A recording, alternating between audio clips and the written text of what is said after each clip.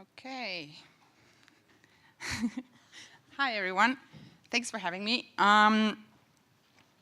Yeah, I have to get used to standing on that side of the stage for a second. So, yeah, I'm talking about my research that I'm doing in Wellington, New Zealand. I'm originally from Austria, and I have lived in the Netherlands before moving to Wellington. So I have like a very multi perspective on things based on what I'm going to present here. So you will notice that I'm kind of in the confusion of my own culture, being from Austria, but being kind of educated in the Netherlands and then being thrown into New Zealand, which is a complete opposite kind of learning and teaching environment. And these are the stories I want to share with you today.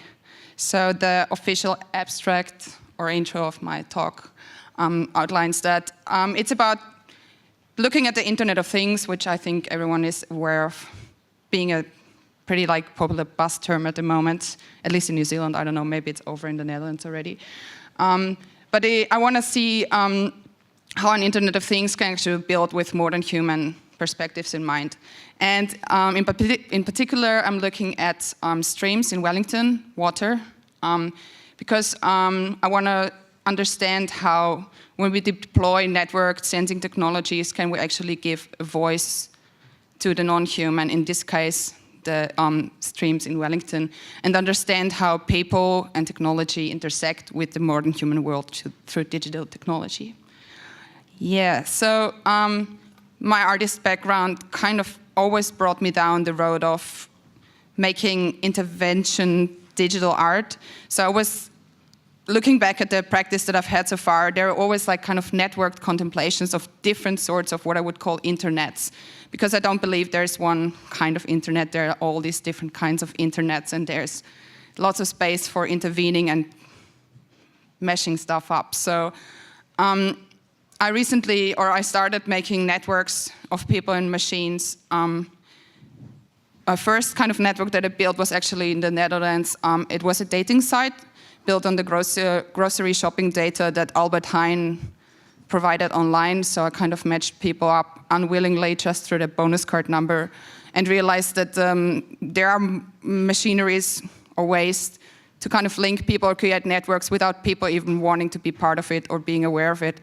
So this is where my interest for these kind of weird, maybe even asocial networks started.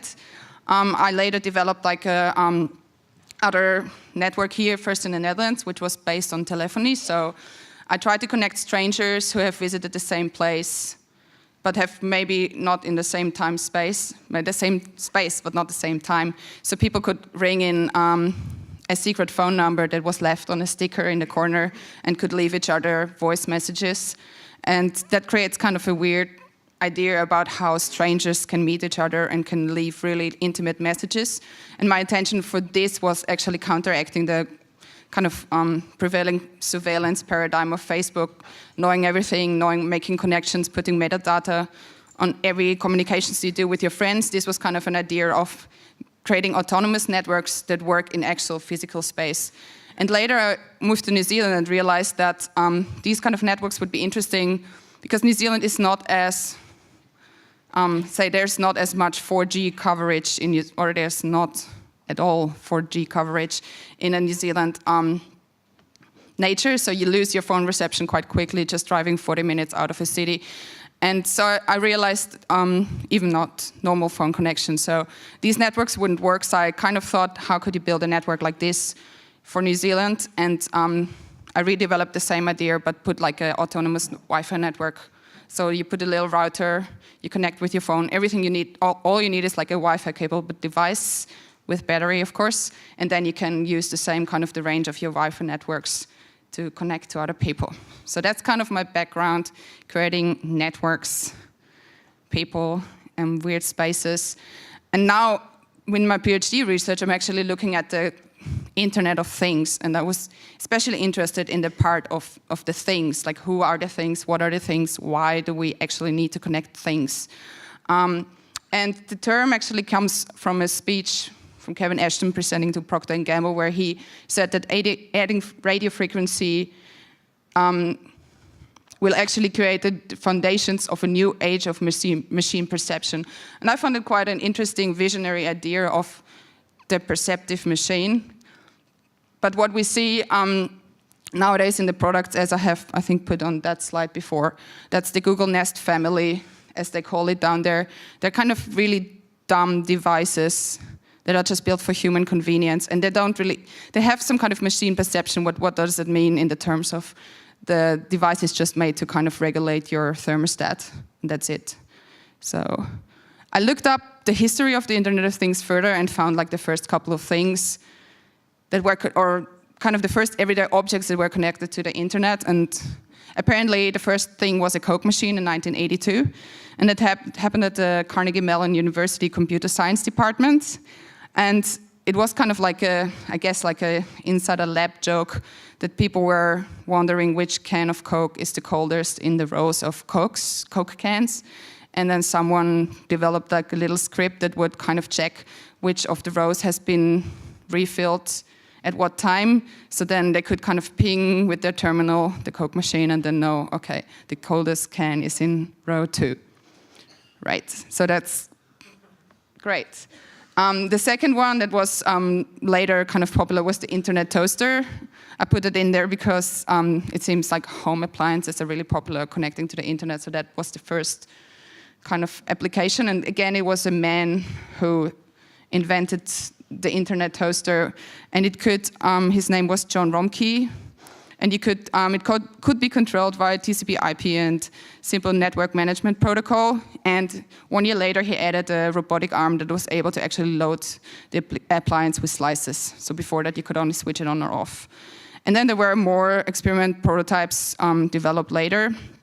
One that I found very interesting, and which some of you might know, is the Trojan room coffee pot. That one was interesting because it was in the research lab, a coffee machine, and the researchers didn't know if the coffee machine was full or empty, so if there was coffee or not. Kind of same idea as the Coke machine, convenience. People sitting on computers don't want to walk too much concept. And they decided to put simply a webcam to watch the coffee machine, so they could check the webcam and see if coffee has been brewed, if it's worth going upstairs or not. And interestingly, they actually put that stream on the World Wide Web, so everybody could watch that coffee machine. And while you would think that this is quite a boring concept, it was hugely popular, and allegedly one of the most popular sites on the web at its time.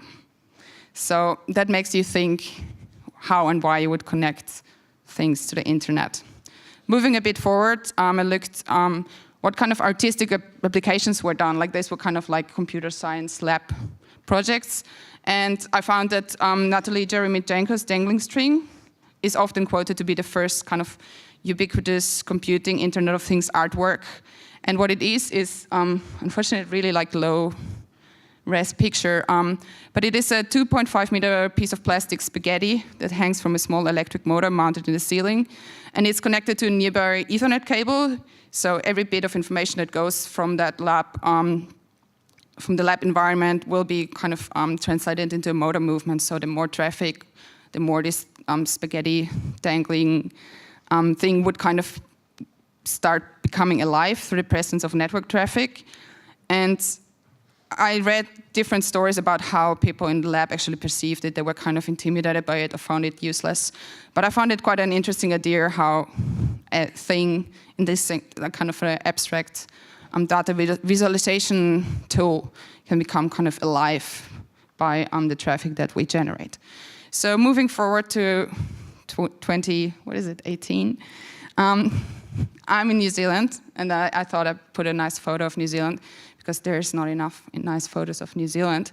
That's taken by NASA, and it shows the North Island at the bottom and the South Island at the top. And just to, it was the NASA image of the day in 2015, one day. And this little harbor down here, the natural harbor, that's Wellington. So that's where I'm located. And one thing that I really like about this image is it shows the vast majority of water that is present in the daily life of New Zealand. So there are no actual political borders when you talk about the North and the South Island, it's all kind of engulfed by the vast ocean, and it's incredible how long it takes to actually get out of there by plane. That's why I'm a bit jet lagged still, but it's fine. So yeah, looking at that and how does it connect to the Internet of Things, I'm wondering, okay, what kind of things are around me that would be interesting to give a voice to? And looking at water, I found that while water is omnipresent everywhere in the ocean, actually in the city of Wellington where I am, I can only see the harbor, but I can never see actual streams or rivers around. So the present water, I don't know, is invisible to the people. And then I actually started hearing stories that all these channels and streams, they have been buried in the course of like urbanization and colonization. So there are lots of streams, but they're kind of hidden underground. So that kind of piqued my interest in thinking, okay, we have this digital technology that no one really has a proper idea about what to do with it other than connecting toasters or fridges or vacuum cleaners. And we have those kind of things, or the non-human, the modern human environment that kind of is being put underground and kind of got kind of hidden by infrastructure. So how can you use the infrastructure that we use to actually give those streams a voice? Talking about phytomaterialism is really helpful because they say that humans are always in competition with non-humanity and never outside a sticky web of connections or an ecology of matter. So if you think about human computer design, how can we define something like a modern human computer design? How do you build computers for the modern human? And also, what is the modern human in that kind of inquiry? And then, in that note, New Zealand is a really good example for asking these kind of questions because I'm not sure if you're familiar. It did make the world news, but this is the river, Whanganui River. And in New Zealand, it has been granted the same rights as a human being. So that river is actually a person by law. So, and the approach of this granting legal personality to a river is quite unique. And it responds to the view of the iwi, so that's the tribe that is responsible for it, of the Whanganui River, which is long recognized through its traditions, customs, and practice. And there's this saying that comes from a longer saying, but it's often quoted, it's saying, I'm the river and the river is me. So the local tribes, they're quite aware of how the river constitutes their life. They kind of use it for food, they use it for transport. It's kind of part of them, so they kind of take care of it, and it is for them actually a person that they have a relationship with. So I found it quite a rich way of engaging with that. And again, for me, I'm Austrian, educated here, coming to New Zealand, and I read about new materialism, vital materialism, and then I kind of stumble into the Maori worldview or Mataranga Maori, kind of Maori perspective on things, and realize that all this philosophy that I've been reading coming out of European and America-centric literature has actually been long known by like local people, by indigenous knowledge. So it's nothing new that you kind of don't put yourself on top of things when you're in a traditional setting in New Zealand and you introduce yourself. You actually first tell what is your mountain and what is your river and what is your area, and then you only refer to the people you know. So there is very much a kind of focus on kind of connecting yourself to a place rather than only to the people, because the place has been there way longer, and that's why you also take better care of your place. And so looking at Wellington again, I realized I don't think you take good care of a place when you take the urban streams, or the now urban streams, the original streams, and just put them underground and leave them where they are, out of sight, out of mind. So that's a kind of old map. It's from 29, but it shows, you can see their original Maori names on this kind of map. And it shows some of the streams, but not all of them. It was really hard for me to get hold of that, even talking to people who've lived there for years and telling them that the street that you pass each day to go to work actually is an old stream, surprises people, and that there are eels kind of going in and out of the ocean, actually through the stormwater canals, is quite surprising for people, because they use it as stormwater drains, and whatever. So there's kind of this whole life that's being hidden, and that used to be significant to the local tribes, but has been kind of forgotten because you just put a layer of concrete and it's gone. So I was in the idea to finding my own stream. I got acquainted to the stream called Papawai Stream in Mount Cook. It's quite an insignificant stream, you will see. But I thought this is a good place to start my research, kind of in an ethnographic way, getting to know the people who live and work with the stream, but also exploring my own relationship with that stream. So just showing some images. This is where the stream actually leaves its natural environment. So I found it has it is daylighted for quite a while, so you can walk next to it, but then it just disappears underground. So most of the people don't even realize it's there because you have to go into the neighborhood and know your way, which kind of street you have to go in to actually see the stream. And only people who live there are aware of it and going on walks, but they're not really interested in what happens when it disappears in that hole. Further, when you're walking around, you can see those mystic signs that the waterworks sometimes leave on the road when they do road works. And I try to figure out, okay, where does the stream actually go? How can you trace it? Where does it go into the ocean? Because it's not entirely clear. And there's also beautiful drains that kind of tell you that they're going to the sea untreated, so you can or cannot have an idea that that might be the stream going underneath your feet or not. So in the beginning, I was really confused because there was no official record that told me where would the streams be and how would I be able to access them. I can show you this video, if I can, of the stream, just to give you an idea of how it looks and its kind of insignificance.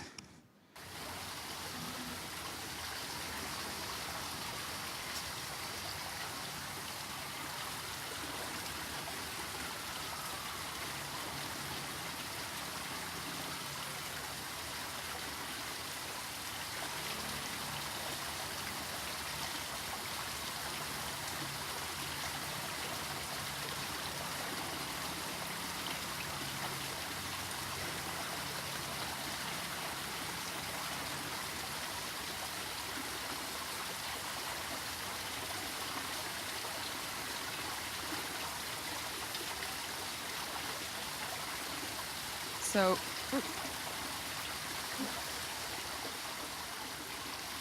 can I talk? Yes. So what you don't notice in this excerpt is like a slow motion video that is shown to people that I work with to kind of get a sense of how the stream looks, and if they don't know it, to kind of hear it and see it. And you sometimes hear native birds in the background. Sometimes you hear the ambulance going by. So it's kind of the environment that the stream is in. It kind of feels somehow like native bush, but on the other hand, you also get exposed to the clear visibility and audibility of the urban environment. And what also happened to the stream is that it kind of has been designed, or the waterworks have designed not only the stormwater work, the stormwater pipes aligned with the stream, but also the wastewater. So there's like pipes going over and in the stream, and they're in this like really rock terrain that people wouldn't usually access, and there has been lots of trouble of actually sewage flowing into the stream, while there are actually native fish species and like even endangered fish species living in that in stream. Sorry. So a first step that I did. No.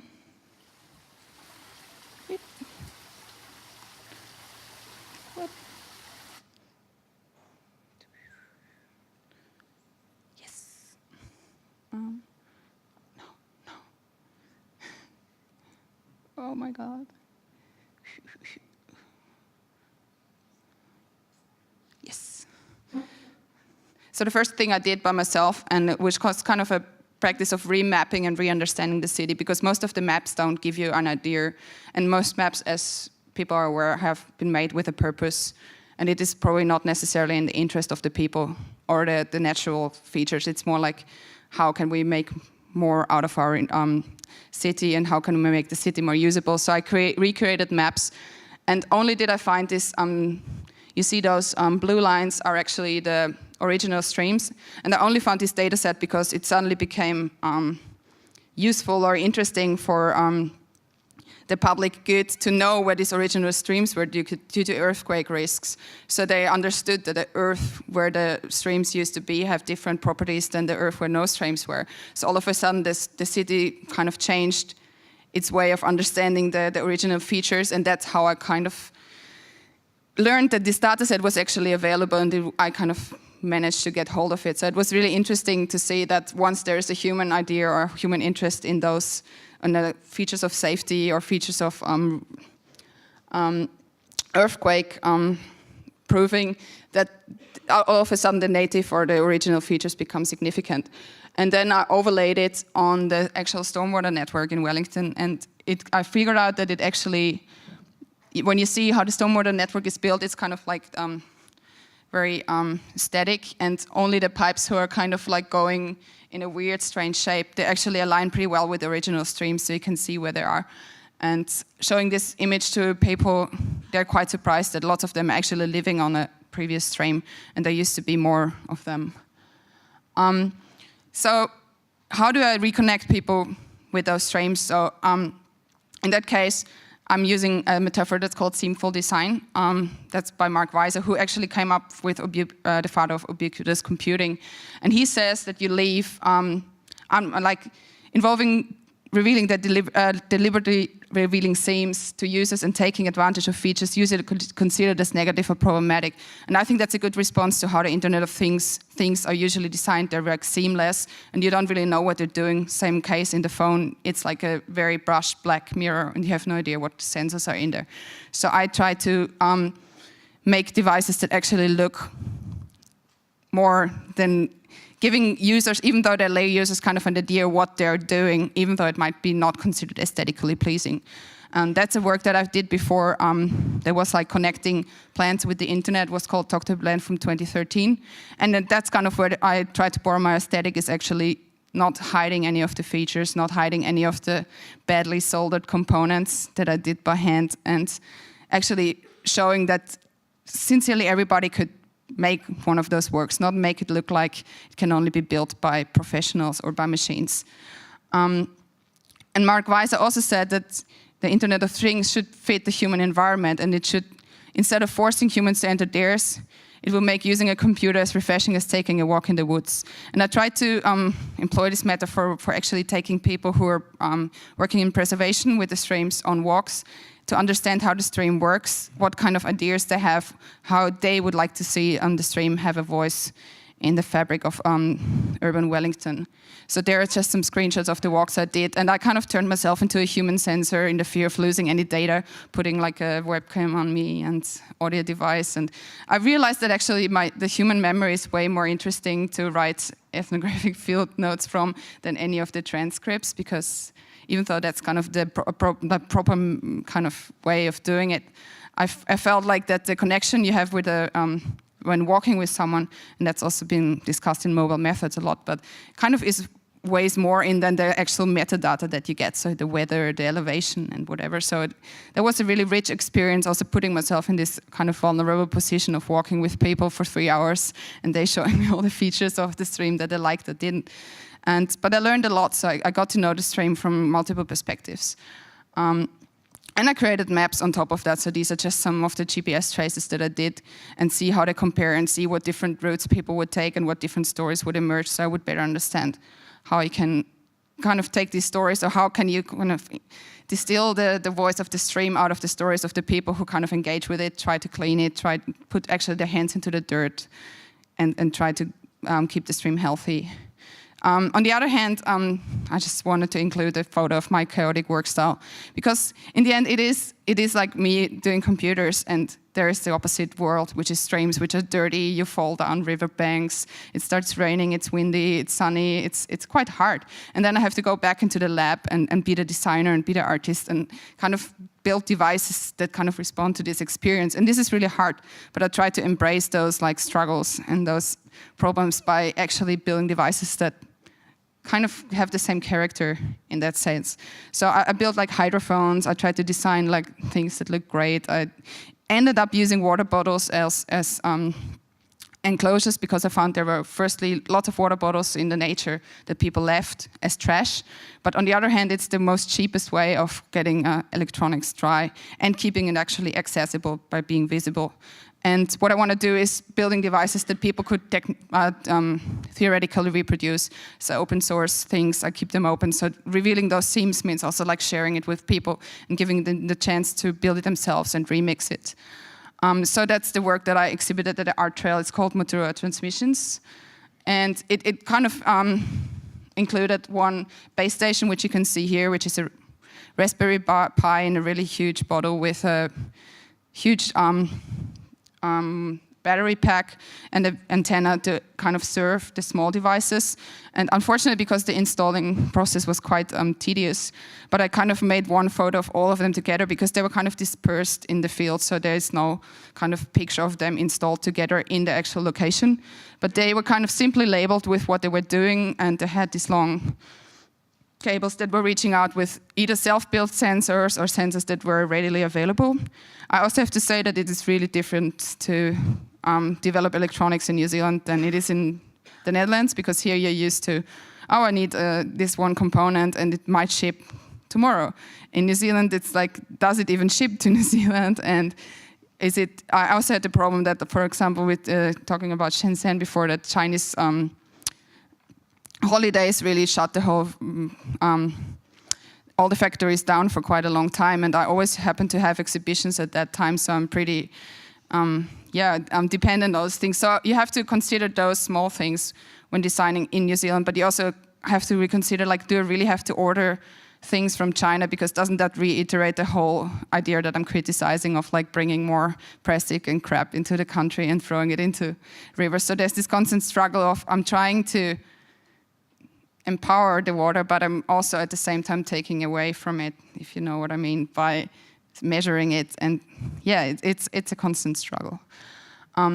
Here you can see they were never installed that way, but that was just a proof of concept how the sensors would go into the water. So they're like 5 meter long cables, and there's little WMOS ones with a Wi-Fi shield, and they would just keep sensing temperature, electric conductivity, which gives a sense of how clean or not clean the water is over time, and humidity of the air. So you can kind of get a very quantitative way of seeing how the stream quality is and how the stream quality is for the stream. And what I'm thinking at the moment is how can I actually include like more qualitative stories of the people into those networks? How can I like make those people who pass those devices and look at them and don't know what they are to actually ask questions? And during the install, I actually found that it helps, but I have to be present as the artist to explain what they do, because people have really weird ideas of what I'm doing and what this should be. But once you kind of give them hints about it, they ask the right questions, and they say like, oh, there's a stream, first of all, and second of all, oh, maybe we should all measure our water. Oh, wait, this is like the runoff from the street that goes into the stream, maybe we should do stuff about it. And also being more interested in where the water comes from, but also where it ends up, which people apparently seem not to really wonder unless you kind of ask them the question. This is just one experimental output that I did with one of the data that I collected for one day.